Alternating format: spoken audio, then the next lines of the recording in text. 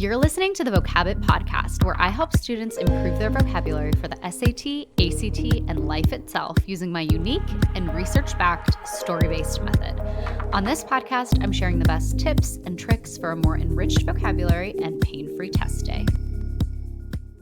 Hello, and welcome to episode 30 of the Vocabbett podcast. I'm Erica Abbott, a former English and history teacher, the author of the young adult novel Ahead of Her Time, and the founder of the eponymously named vocabulary company, Vocabbett.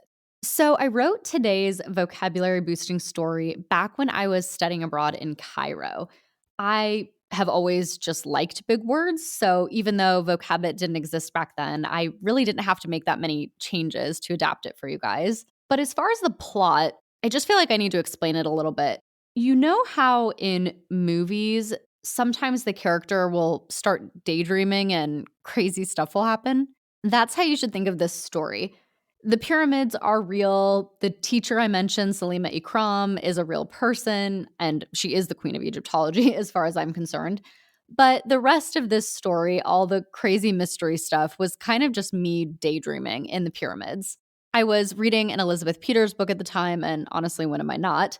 The book that I was reading at the time was called Seeing a Large Cat. It's the 9th book in the Amelia Peabody series. And this story also mixes some elements of that book in. So this story draws on my time in Cairo, draws on what I was reading, and is really just a daydream. Unfortunately, it's not a factual story. It has just shy of 20 high-frequency SAT words, and if you've been listening to this podcast since the beginning, you are really starting to build up your impressions for some of these words, so good job and keep up the good work. If you're a Vocabbett member, you can read along to this story, and I've also included definitions at the bottom of each page to make it easier while you are still learning these words. That also doubles your number of impressions for each of these vocabulary words and gives it to you using multiple senses. So you're seeing it and you're hearing it, which can really accelerate your learning. So I highly recommend becoming a Vocabbett member if you haven't already signed up.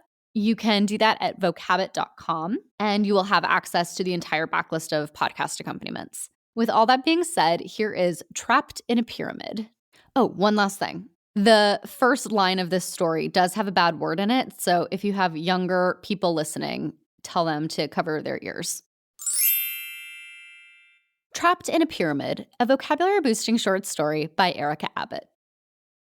Batshit, repeated Salima Ikram, the queen of Egyptology, in her posh British accent to her hyperventilating students.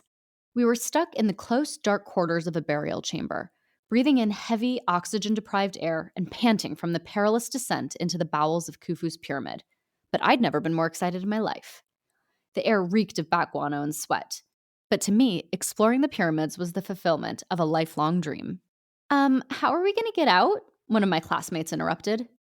The electricity had failed, taking with it every ounce of light, but Professor Ikram remained calm. She pulled a miniature flashlight out of her bag and continued her lecture, unperturbed. Someone will come for us, she replied. In the meantime, I want you all to think about how this would have appeared in ancient times. The workers didn't have electricity, you know. Even during the day, much of the light in here came from torches. All the more incredible that they were able to create such reliefs. I stopped listening. Was I actually trapped in a burial chamber? The closet romantic in me repressed the urge to smile at the adventure of it all. But my wiser half told me to quickly and quietly make my way to the back of the group, away from where I'd been standing when the lights went out. All these accidents don't just happen, I told myself. Certainly, some could be blamed on extraneous factors like faulty wiring. But after finding an antique dagger in your wardrobe, it's sensible to assume that there's a target specifically on your back. Was it possible that the entrance to the pyramid was blocked and the lighting shot in an effort to grab me while the rest of the group was focused on their own survival? Impossible. Then there'd be no way out. And why engineer such theater? Lord knew there were easier ways to kidnap me. Or was it just an attempt to spook me, or spook my family into forcing me to return to the States? Because aside from the ornamental knife, the rest of the accidents could be written off as just that.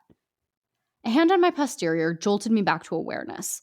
I gritted my teeth, internal dialogue transforming into a diatribe of denunciations against the male population of Cairo. But just then the lights came back on with a suddenness that nearly blinded me and saved my arm from a serious scrape.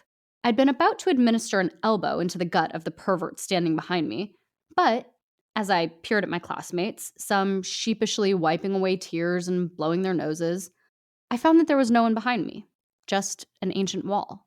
On instinct, my hand went to my back pocket.